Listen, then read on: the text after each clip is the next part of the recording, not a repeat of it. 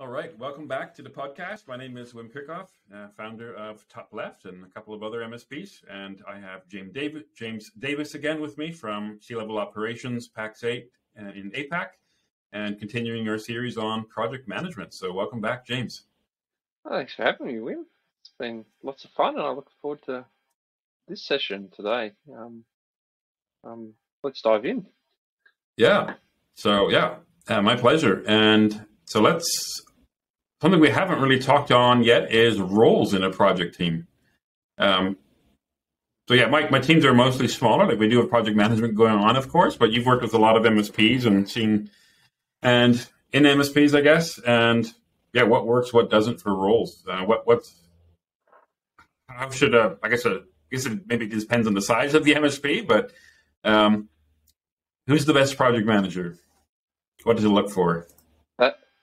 That's a great start of a question. Who's the great project manager? My answer always is it depends on your organization. And it's that, like you said, there's different size organizations, there's different maturity levels as well. So I think we can go through that journey from really small to what it looks like as we're starting to get a lot larger.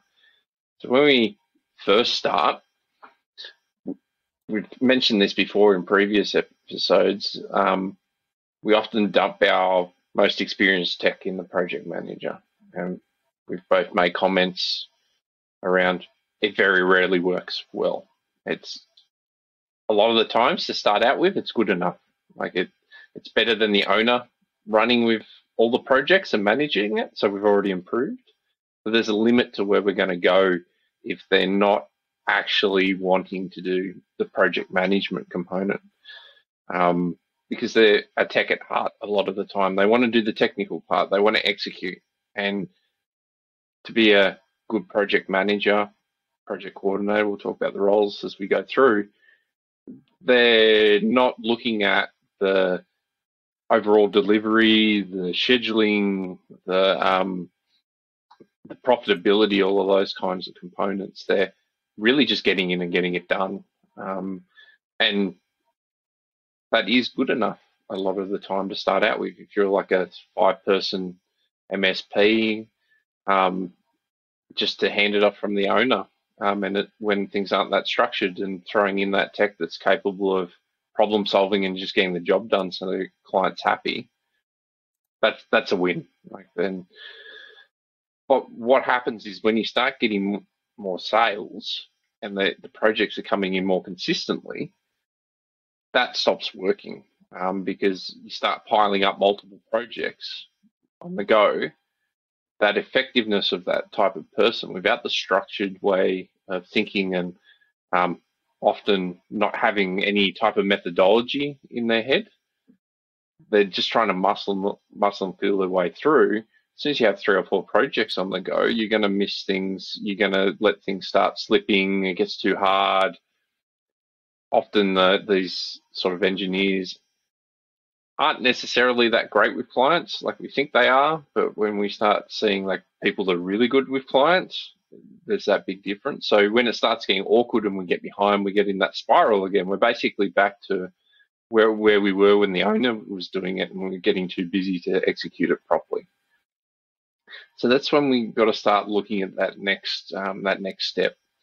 And often where I see a lot of less mature MSPs, their immediate reaction is, I need to go find a really highly experienced tech and call them a project manager. I'll go hire an even more experienced person than what I've got now.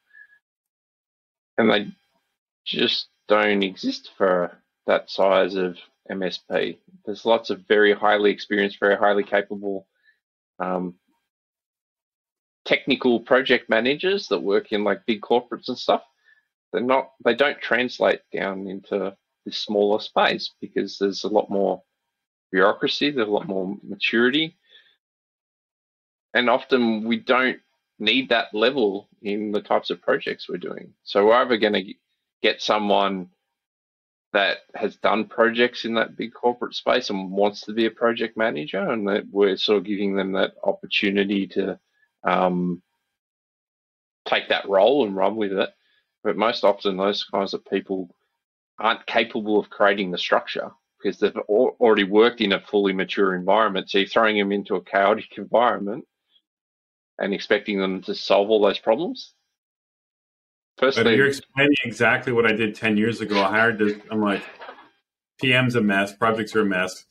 I hired this guy who kind of came my way, really nice guy, like 40 years of project management experience, big projects, multi-million-dollar things, and he's coming into our little MSP, and didn't get ahead, right? He wanted to help the underdog, and didn't pay him a whole lot. He was worth like triple probably. So got him for a steal, and but really we weren't more. After a year of him managing projects, we still had messy projects and failures and unhappy clients, even with all of that. So he couldn't create the process and shift the culture and build up the team. So kind of like a maybe not a bulldog, but it's really not equipped. Even though he was good with people, there was something missing in that formula. So what do you reckon was missing?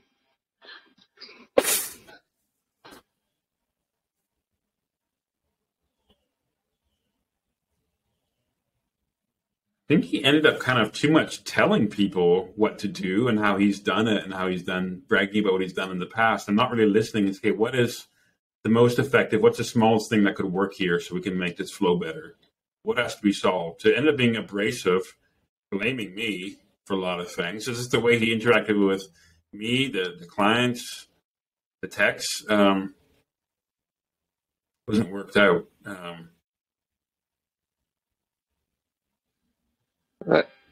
So I don't know if it's a bit the sales side or the entrepreneurial side. Then I also felt he's been missed some of the details, and we're just kind of rushing it because it's okay. Let's put this together and send it out, and not getting the feedback or the buy-in from the team or me. So kind of he's almost like running with stuff without me, and that was an issue in a small company. A lot of the lack of context. It's like they know the world they're in, very capable in that, and they're in a new world, and they think it automatically translates. It's human nature, right? Like it's, and what your story is exactly what I hear all the time. I think we've all tried that at some point, or are about to try that, and it almost always fails because of these sort of reasons. The most successful change that I see all the time is actually when people hire in a project coordinator and someone who's non-technical. Because what happens is they don't know the technical details. They're not worried about it.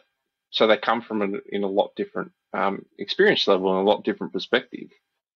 And most often they're a cheaper resource. Like you got lucky that they came to work for cheaper, but most often people are paying overs for that type of experience because they think it's going to solve their problems. But ends up exactly what you said. Like a year later, we're no better off. And in some ways, we're actually worse off because now we've got a cranky project team that were okay and happy before and had a good culture. They just weren't structured and weren't as productive as they could be.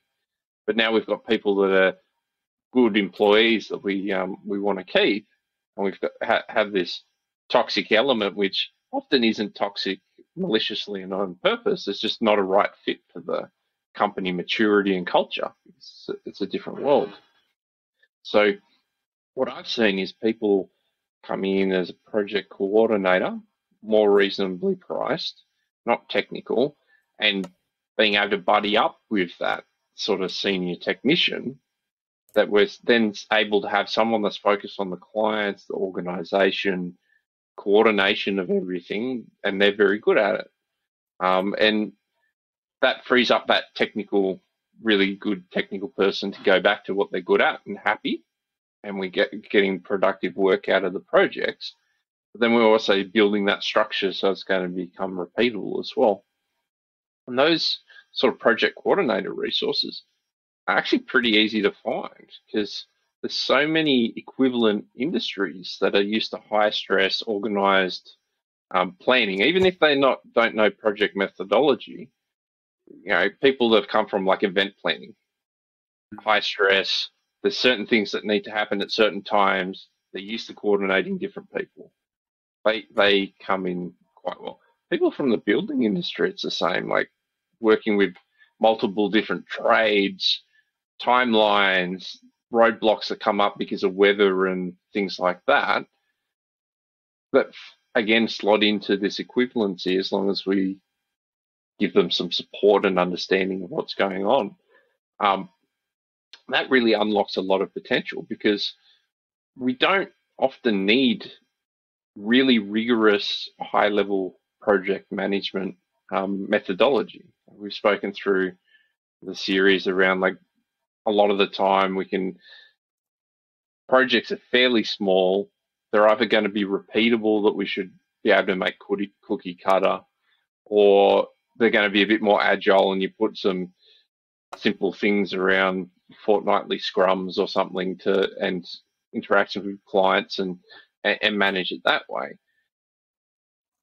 So we don't need as much maturity as we really think in that sort of early stages to progress on. And there's a big difference in the terminology there. Like we call people in our industry project managers. There's very few people that I've seen that are doing project management in MSPs that are qualified project managers. They haven't even done a project management video on YouTube to know what different methodology is. So calling them a project manager is a bit disingenuous as well, I feel. And so with the project management bodies that actually have membership of qualified people, fair enough, because it's a proper profession that you do a lot of years of training to get qualified as a proper project manager. And that's where we fail as well when we go and advertise the jobs, because you start advertising project manager, the amount of people I've had in the past that apply for that, and they're just not right because they're project managers. They're like those big corporate people that come to the jobs.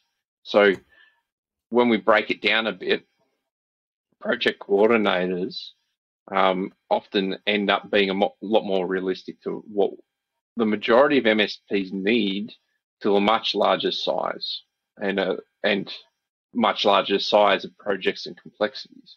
Because at the end of the day, all we're doing is coordination of what's going on.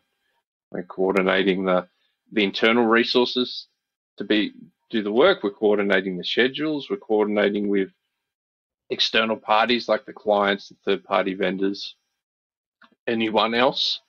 And all they're doing is making sure the stuff gets done.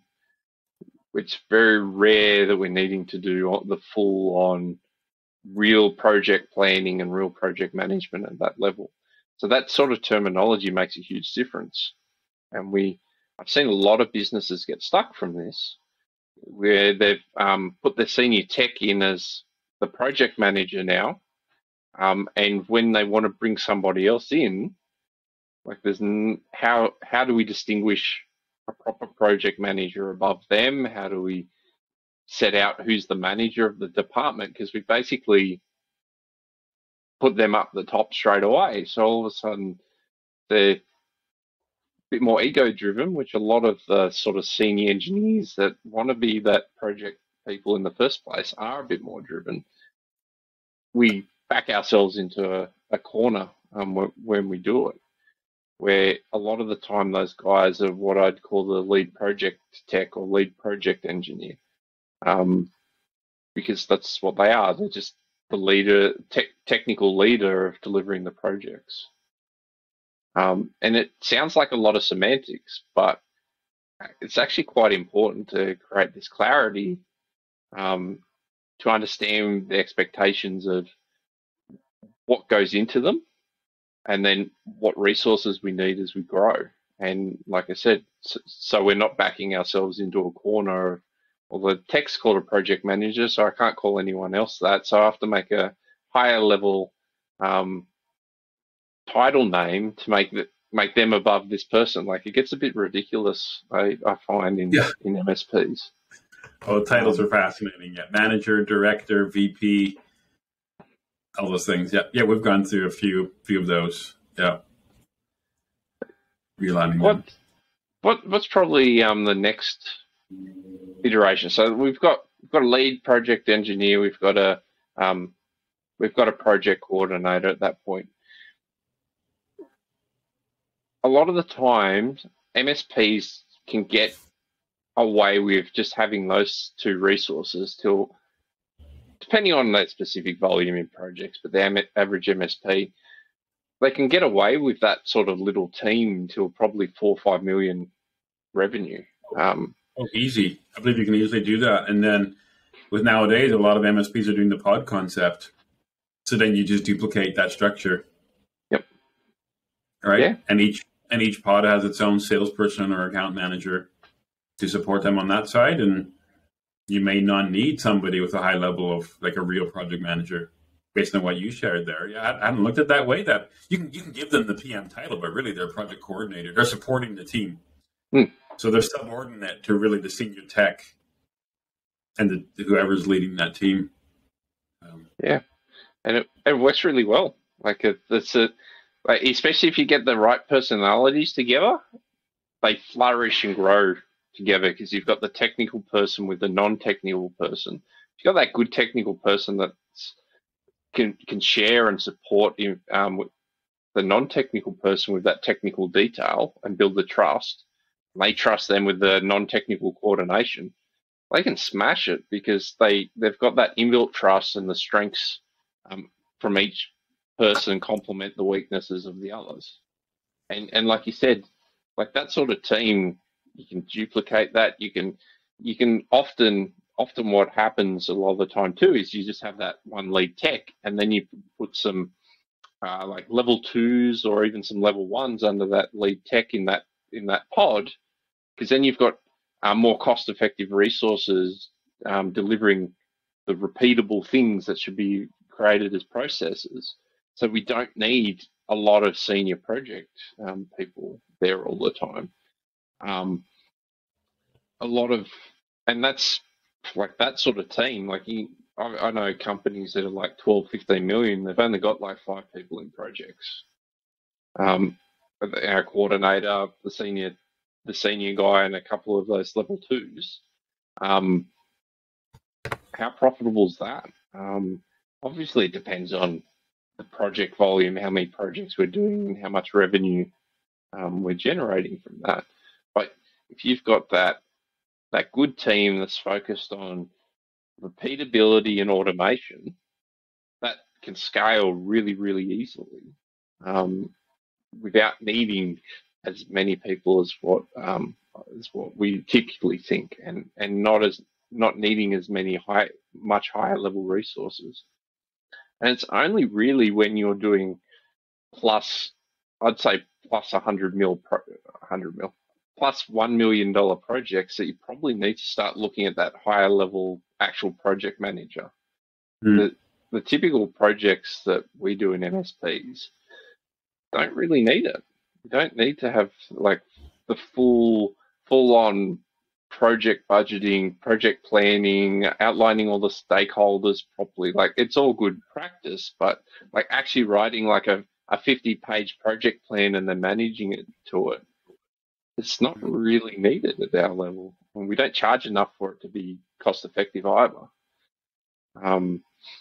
So that's usually my advice to most businesses, like that, and that's the majority of MSPs. Like when you start getting over like that 15 million, 20 million, you're basically just duplicating that pod structure that you've got until you get a certain size, then you do it differently. But the majority of people listening to this aren't at that size, or what probably won't ever get to that size. Yeah, like just on that point, like a few years ago, we had a project manager and lots of experience as well, been around for 40 years, and technical and project management. And based on our project volume of whatever $1 million, yeah, no problem, I can help you. Once he actually got into it, he's like, where's the project? Because they were all like just like 50-hour project, 100-hour projects that we do over 6 months, because that's just the nature of what we do and service work. So he kind of struggled. And really, because the team can self-manage it, they really just need the coordination and admin support. be able to say, hey, what's important and what's going on, and just help with scheduling and a bit of follow up with clients.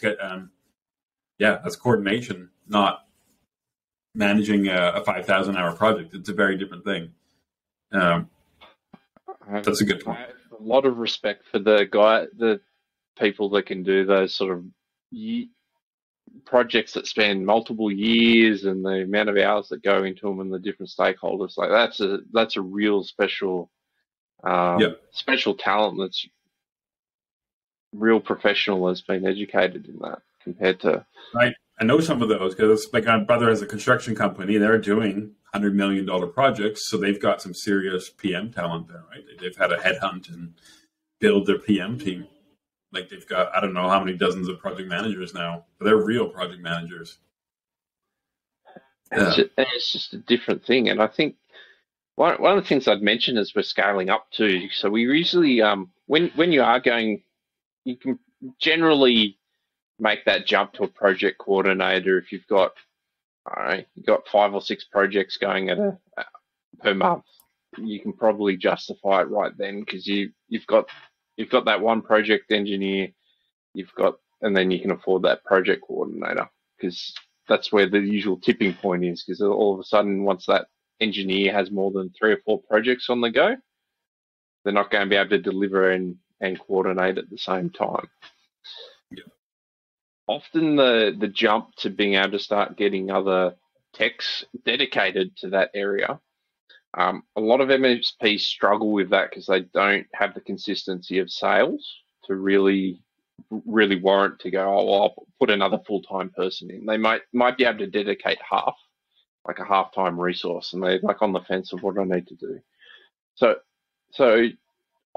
often I recommend that's where you start looking at creating it into a professional services team. So it's not just the projects that go to like our ConnectWise projects over 8 hours type of thing that need a lot more coordination. Is to be able to fund the resources to have dedicated people is actually take out all the desktop, the routine deployment type stuff like desktops and switches and that kind of stuff that don't need projects don't need project management. But still, there's that same sort of mentality of we've got something to deliver and change. We've got a sort of a methodology to manage through that, and then we can make more volume for the project coordinator to manage. Because at that size, it's very easy to manage all the volume that you'll get from those types of sales with that person, and then you can dedicate a level 1, level 2. Alongside your lead engineer in projects, and it's paying for them. So when there's those sort of downtimes normally for projects, there'll be desktops to install. There'll be might be some simple office moves. There might be these other things that aren't normally projects, and all of a sudden you've got that revenue to fund it, and it splits it out from service desks. So those things start getting delivered a lot better as well, because it's not.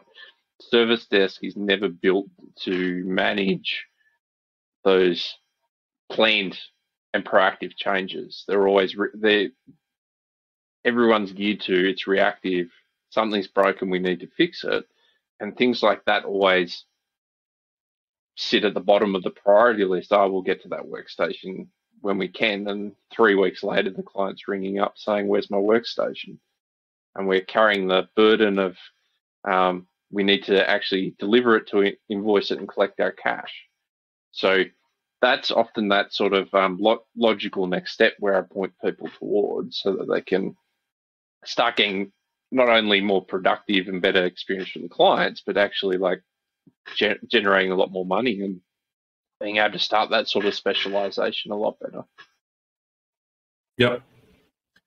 Yeah, I think every team has to decide what are those splits on what each team is doing. I don't know if it's not necessarily black and white that you have to split it this way. It just depends on the types of work and the volume. But we saw that even early this year. We did a firmer split between project and service, and it really helped both teams to be flowing better and better management. So each had its own clear team lead. So they were less overwhelmed. They were more in control, and it solved a whole bunch of issues. So it just immediately impacted our top line and our bottom line. Because everyone was trying to do everything, and then nothing was getting done. Mm. And because they're all just sitting in the backlog, and they're trickle feeding these tickets to get a little bit of time, but not really getting moved forward. So now we're like, nope, you are not allowed to touch any single service ticket. Nothing. No, right? You are not allowed. Slap their hand if they touch a service ticket, unless your direct manager has actually given it to you. And that got those projects going, and the clients are happier and making the money. So, last question I want to ask you is the leadership of a project team. I think it's just all these things probably apply in the structure of a service team too, but we're talking about project roles. Let's say you have a coordinator and you've got this senior engineer who's lead, and they got a project pod of 4 or 5 people. Who's the leader in terms of they're going to do one-on-one check-ins with each person, they're going to do quarterly reviews, they're going to do hiring and firing? Who would that be? In that sort of team, it really depends who's there, but typically I feel if you've got the right project coordinator, that's the sort of responsibilities as that team's grown. If they've come through with the team, they're probably the natural leader anyway of the people anyway. The technical person is very rarely going to be that people management component. Like, it happens, but very rarely do they want to sit down with people and do one-on-ones and manage performance and go through that kind of stuff. So if you've got the right project coordinator, which most of them are, once you've got one that's settled, that's that next level up. All right, you're really doing that coordination work well. You're working well with clients. The next logical step then is, well, now you can manage the people and be responsible for it, and then that elevates them up to it's the project team manager or professional services manager. Don't call it a project manager, because project manager is something very specific. But that's where we can elevate them. They can still do all the coordination work because they're based on volume, but then they become that leader. Because otherwise, even if that project and the lead project engineer, if they have to take on the people management responsibilities, a lot of the time that drags away from what they're actually really good at. And that could be a good thing if they're actually suited to starting to step up to lead the team properly, and then give opportunities for someone else to be that sort of lead project engineer. But very rarely is it suitable. From my experience. Yeah, it depends on the person. That's what I've seen in multiple teams, is that it can be a vacuum, or you get the wrong person in that seat, and it's now you're not getting the leadership, and you're not dealing with the interpersonal issues, the emotional things. And then you get stuck that way. And to have, let's say, whoever that team reports to, could be an operations manager or whatever it might be, they may not have the time or know what's going on either, because they could be overseeing other leaders, other teams. So it's, I guess for anybody listening is watch. I think it's very important to have that done, taking care of our people. Are they in the right roles, and check in? Is there anything you need to bring up? Is there any tension? Are you feeling happy going home every day, every week? Are you feeling productive? Having those conversations, an open space, a safe space to do that. Questions about your career and where are you going? Where do you want to be in a year, in 3 years? The coordinator they could be junior, maybe doing a great job in the coordination, the admin side of it, but not ready in their career. They don't have the training yet to do the real leadership. So that's something, and a project manager may not have it either. If they were like an official PM, they're great on the PM, but they're actually not a team leader either. So that can be a vacuum, because just nobody's given those skills coming out of university on how to actually lead. They might get management skills. They know numbers and P&Ls, and they get some accounting and some project management skills, but they're not getting the people leadership skills. And our business is people. It's not tech. I 100% agree with that. And I think it's something you really need to start thinking about as soon as you get past that project lead and coordinator. As soon as you start adding other people under it, someone needs to be responsible. And whether that's for the moment, like a lot of the time, like you just said, the project coordinator might just not quite be ready for it, but they might be in the future. usually falls to that like head of services or operations manager or something initially to build that out and do that sort of oversight, and then slowly transition it out.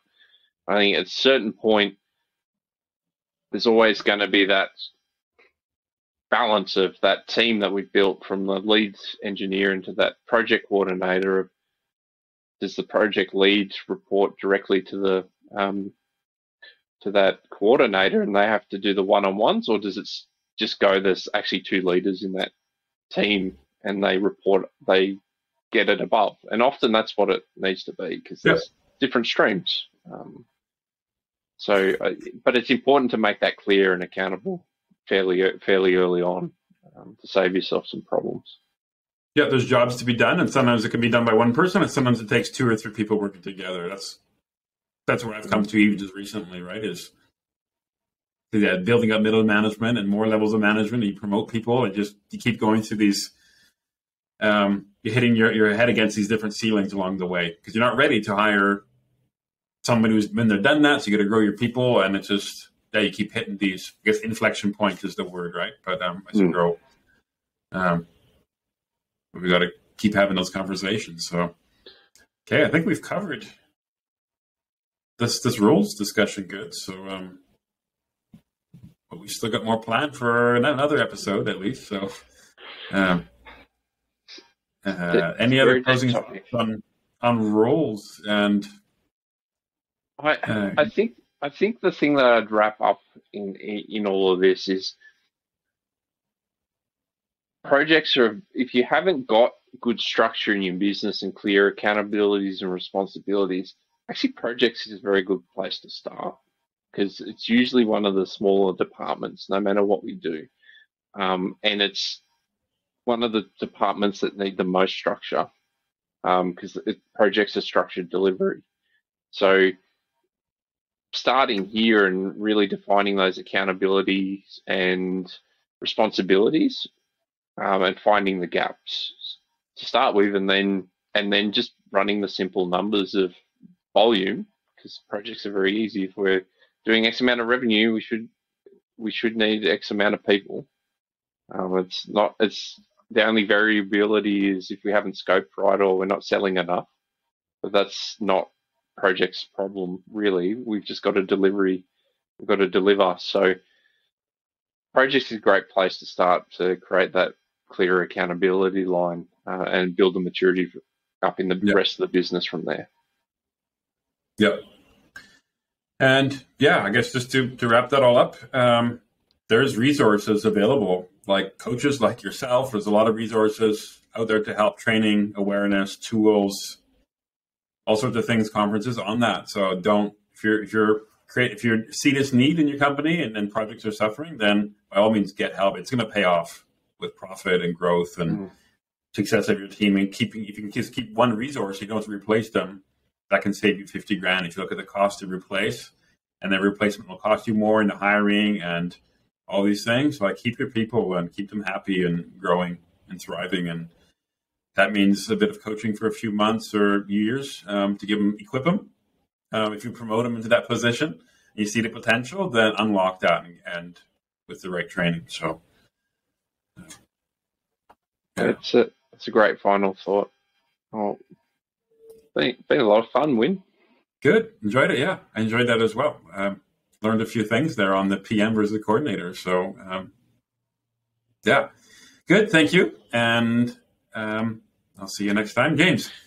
Well, thank you again for having me. See everyone next time. Yeah, and I hope your puppy comes around and does what Dad and Mom are supposed to want the pup to do. That's coaching, right? I just got to coach him for a while, and he'll come good. Yeah, maybe herding puppies is maybe easier than herding cats. I'd hope so. Okay, I haven't tried it, so I'll stick to my chickens. So they stay in the coop mostly. All right, good. Thank you. Well, thank you, Wim.